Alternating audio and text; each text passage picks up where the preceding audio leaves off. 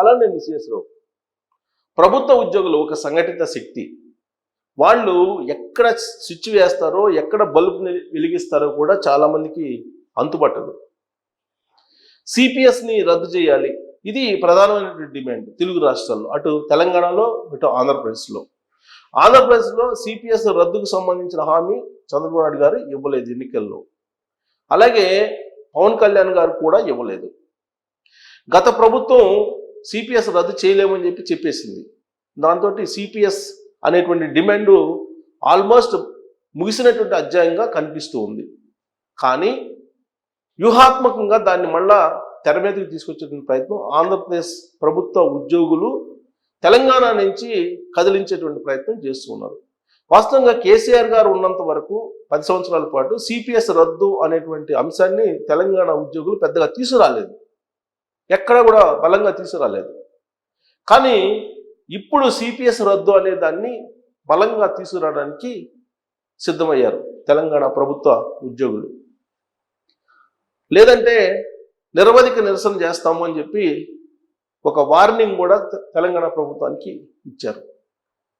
మరి ఒక్కసారిగా ఇది ఎందుకు వస్తుంది? గతంలో ఎప్పుడూ లేని విధంగా 10 ఏళ్ల పాటు కేసీఆర్ గారు ఉన్నప్పుడు ఇలాంటి సీరియస్ నిర్ణయం తీసుకోవాలి సిపిఎస్ రద్దు మీద.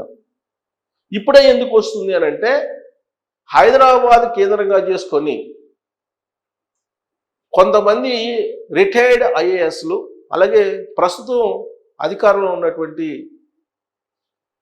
ప్రభుత్వంలో ఉన్నటువంటి కొంతమంది ఐఏఎస్లు కలిసి హైదరాబాద్ బేస్గా చేసుకొని ప్రభుత్వ ఉద్యోగులు ఎవరైతే ఉన్నారో, అటు బీఆర్ఎస్ పార్టీకి సానుభూతి పరులు, ఇటు వైఎస్ఆర్ కాంగ్రెస్ పార్టీ సానుభూతి పరులు, వాళ్ళతోటి మాట్లాడి ఈ సిపిఎస్ రద్దు అనేటువంటి ఉద్యమాన్ని ఎలివేట్ చేసేటువంటి ప్రయత్నం చేస్తున్నారు అనేటువంటిది ఇంటెలిజెన్స్ ఉన్నటువంటి సమాచారం.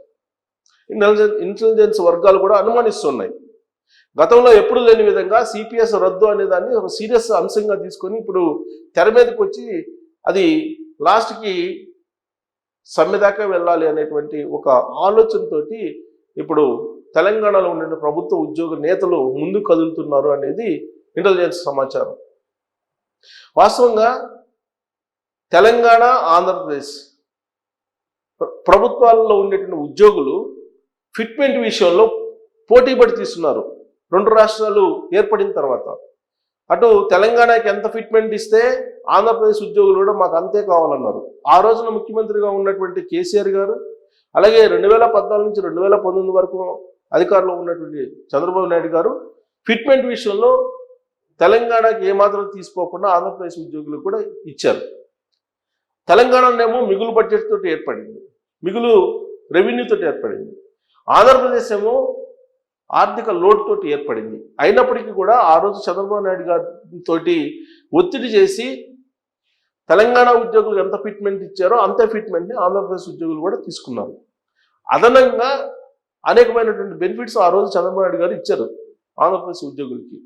Free bus, free train, free food, ఇవన్నీ కూడా ఇచ్చారు. డబుల్ హెచ్ఆర్ఏ ఇలాంటివన్నీ ఇచ్చారు. Working hours per day 5 hours, 5 days working days, ఇలాంటివన్నీ చాలా ఇచ్చారు బెనిఫిట్స్. అవి ఇప్పుడు కూడా కంటిన్యూ అవుతున్నాయి.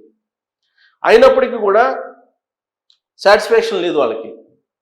ఇప్పుడు మళ్ళా సిపిఎస్ రద్దు అనేదాన్ని తీసుకొస్తున్నారు. సిపిఎస్ రద్దు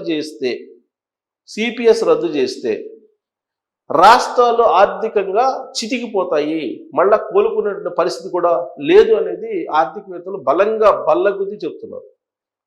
అందుకే తెలుగు రాష్ట్రాల్లో ఉండేటువంటి ఆర్థికవేత్తలు కానీ లేదా రిటైర్డ్ ఐఏఎస్లు కొంతమంది నాకు ఇచ్చినటువంటి ఇంటర్వ్యూలో కూడా చెప్పారు, ఓట్ బ్యాంక్ రాజకీయాలకు వెళ్ళి ఓట్ బ్యాంక్ రాజకీయాల దృష్ట్యా ఆలోచించి రాష్ట్రాలని మీరు ఆర్థికంగా చిదిమేయొద్దు అనేటువంటి విషయాన్ని వాళ్ళు నా ఇంటర్వ్యూలో చెప్పారు. జయప్రకాష్ నారాయణ గారు అయితే అవుట్రైట్గా చెప్పారు, ఒక్కసారి సిపిఎస్ని రద్దు చేసి ఓపీఎస్ని కనుక తీసుకొస్తే తెలుగు రాష్ట్రాలని మర్చిపోవాల్సిందే అనేటువంటి విషయాన్ని బల్లగుద్ది చెప్పారు ఆయన. సో ఉద్యోగులు చేసేటువంటి ఒత్తిడికి ఇప్పుడున్నటువంటి ప్రభుత్వాలు లొంగకూడదు. ఉద్యోగులు ఒత్తిడి ఎప్పుడు చేస్తూనే ఉంటారు, వాళ్ళకి ఎన్ని ఇచ్చినా కానీ సాటిస్ఫాక్షన్ ఉండదు అనేటువంటి అభిప్రాయం ప్రజల్లో బలంగా ఉంది. ఇప్పుడు తెలంగాణ నుంచి ఆ ఉద్యమాన్ని తీసుకొచ్చి ఆంధ్రప్రదేశ్ వరకు వ్యాపింపజేయడానికి ఒక పెద్ద వ్యూహాన్ని రచించారు, పెద్ద ఎత్తుగడ వేశారు. ఇంటెలిజెన్స్ గమనిస్తూ ఉంది. గతంలో కూడా అనేక సందర్భాల్లో ఆంధ్ర రాష్ట్రానికి సంబంధించి లేదా ఆంధ్రప్రదేశ్కి సంబంధించినటువంటి రిటైర్డ్ ఉద్యోగులు అలాగే కొంతమంది పొలిటీషియన్స్ అనేక సందర్భాల్లో హైదరాబాద్ కేంద్రంగా చేసుకుని కుట్రలు పడినారు. ఇప్పుడు కూడా ఇక్కడున్నటువంటి కాంగ్రెస్ ప్రభుత్వాన్ని అక్కడున్నటువంటి కూటమి ప్రభుత్వాన్ని రెండింటినీ ఇరుకుని పెట్టడానికి ఇప్పుడు సిపిఎస్ రద్దు అనేటువంటి అంశాన్ని తెర మీదకు తీసుకొచ్చి దాన్ని ధర్నాలు ఆందోళనలు సమ్మె దిశగా తీసుకెళ్లేటువంటి ప్రయత్నం చేస్తున్నారనేది ఇంటెలిజెన్స్ అనుమానిస్తుంది. సో తెలంగాణలో మొదలైనటువంటి ఈ డిమాండ్ రాబోయేటువంటి రోజుల్లో ఆంధ్రప్రదేశ్కి తీవ్రంగా టచ్ అయ్యేటువంటి అవకాశం ఉంది. ఆంధ్రప్రదేశ్లో ఇప్పుడున్నటువంటి కూటమి ప్రభుత్వం సిపిఎస్ రద్దుకు సంబంధించిన హామీ ఇవ్వలేదు. 2019 ఎన్నికలకు ముందు జగన్మోహన్ రెడ్డి గారు మాత్రమే ఇచ్చారు సిపిఎస్ రద్దు. అధికారంలోకి వచ్చిన 15 రోజుల్లో సిపిఎస్ రద్దు చేస్తానని చెప్పి జగన్మోహన్ రెడ్డి గారు హామీ ఇచ్చారు. కానీ ఆ తర్వాత సిపిఎస్ రద్దు చేస్తే వచ్చేటువంటి నష్టాన్ని గ్రహించినటువంటి జగన్మోహన్ రెడ్డి గారు దాని బదులు జిపిఎస్ని ఫిక్స్ చేశారు. కానీ దానికి అంగీకరించలేదు. చివరికి మాకు 1వ తారీఖు జీతాలు ఇస్తే చాలు అనేటువంటి పరిస్థితికి తీసుకొచ్చారు జగన్మోహన్ రెడ్డి గారు ఉద్యోగుల్ని. ఆ 1వ తారీఖు కూడా జీతాలు ఇవ్వకపోతే వాళ్ళు గవర్నర్ దగ్గరికి వెళ్ళి కంప్లైంట్ చేశారు. ఉద్యోగ సంఘాల నేతలు కంప్లైంట్ చేసినటువంటి ఆ ఉద్యోగ సంఘ నేత ఎవరైతే ఉన్నారో సూర్యనారాయణ గారు ఆయన మీద కేసులు కూడా పెట్టారు. సో ఇలాంటి పరిస్థితి ఆ రోజు జగన్మోహన్ రెడ్డి గారు తీసుకురావడానికి కారణం ఏంటంటే సిపిఎస్ రద్దు అనేది కనుక చేస్తే రాష్ట్రం అధోగతి పాలవుతుంది, భవిష్యత్తులో అసలు ఆంధ్రప్రదేశ్ రాష్ట్రాన్ని మర్చిపోవాల్సి వస్తుంది అనేటువంటి ఉద్దేశంతో ఆయన ఇచ్చినటువంటి హామీ అయినప్పటికీ కూడా అది చెయ్యలేను అని చెప్పి క్లియర్గా చెప్పేశారు. ఇప్పుడున్నటువంటి కూటమి ప్రభుత్వం మీద సిపిఎస్ రద్దు అనే డిమాండ్ని అక్కడ ఆంధ్రప్రదేశ్ ఉద్యోగులు తీసుకొస్తున్నారు. పవన్ కళ్యాణ్ గారిని మధ్యకాలంలో కలిశారు, చంద్రబాబు నాయుడు గారిని కలవడానికి ప్రయత్నం చేశారు. కానీ చంద్రబాబు నాయుడు గారు అవకాశం ఇవ్వలేదు. ఎందుకంటే ఎన్నికల సందర్భంగా చెప్పలేదు సిపిఎస్ రద్దు గురించి. 1వ తారీఖు మాత్రమే జీతాలు ఇస్తానని చెప్పారు. 1వ తారీఖు జీతాలు ఇస్తున్నారు ఎన్ని ఇబ్బందులు ఉన్నప్పటికీ కూడా ఆంధ్రప్రదేశ్లో. అలాగే పాత బకాయిలు 6,000 కోట్లు ఇచ్చారు, ఇంకా 6,000 కోట్లు కావాలని చెప్పి డిమాండ్ చేస్తున్నారు. అవి కూడా రాబోయేటువంటి రోజుల్లో చంద్రబాబు నాయుడు గారు క్లియర్ చేసేటువంటి అవకాశం ఉంది. సేమ్ తెలంగాణలో కూడా బకాయిలు ఉన్నాయి, ఆ బకాయిలు ఇవ్వమని చెప్పేసి అడుగుతున్నారు. బట్ రేవంత్ రెడ్డి గారు ఏం చెప్తున్నారు, ఆదాయం లేదు తెలంగాణ రాష్ట్రానికి, వచ్చినటువంటి ఆదాయం జీతాలు పెన్షన్లు బత్యాలు ఇవ్వడానికే సరిపోతుంది, ఇలాంటి పరిస్థితుల్లో రాష్ట్రాన్ని నేనేం నడపాలని చెప్పేసి ఆయన క్వశ్చన్ చేస్తున్నాడు. అంటే రాష్ట్రాన్ని నడపాలి అని అంటే, అభివృద్ధి చెయ్యాలని అంటే ఉద్యోగులకి జీతాలు బత్యాలు ఇవి ఆగిపోతాయి అనేటువంటి యాంగిల్లో ఆయన మాట్లాడుతున్నారు. సో ఇలాంటి సందర్భంలో ఆయన బకాయిలు ఉన్నాయి, పిఆర్సీకి సంబంధించిన దాన్ని ఒకదాన్ని పెట్టుకున్నారు. పిఆర్సీ వేయాలనే డిమాండ్ ఇరు రాష్ట్రాల్లో ఉన్నటువంటి ఉద్యోగులు ప్రయత్నం చేస్తున్నారు, పిఆర్సీ వేయించాలని చెప్పి ఎలాగైనా సరే.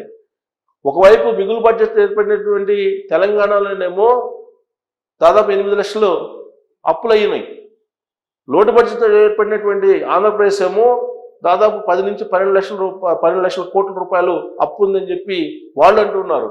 ఇలాంటి పరిస్థితుల్లో సంఘటితంగా ఉన్నటువంటి ఉద్యోగులు ప్రభుత్వాలను ఇరుకుని పెట్టి సిపిఎస్ రద్దు చేయించుకోవాలనేటువంటి ఒక ప్రయత్నం చేస్తూ దాన్ని ఒక ఉద్యమంగా తీసుకెళ్లి ఇప్పుడున్నటువంటి ప్రభుత్వాలని ఇబ్బంది పెట్టాలి అనేటువంటి ఒక ప్రయత్నం చేయడానికి ఒక అడుగు ముందుకేశారనేది ఇంటెలిజెన్స్ రిపోర్టు.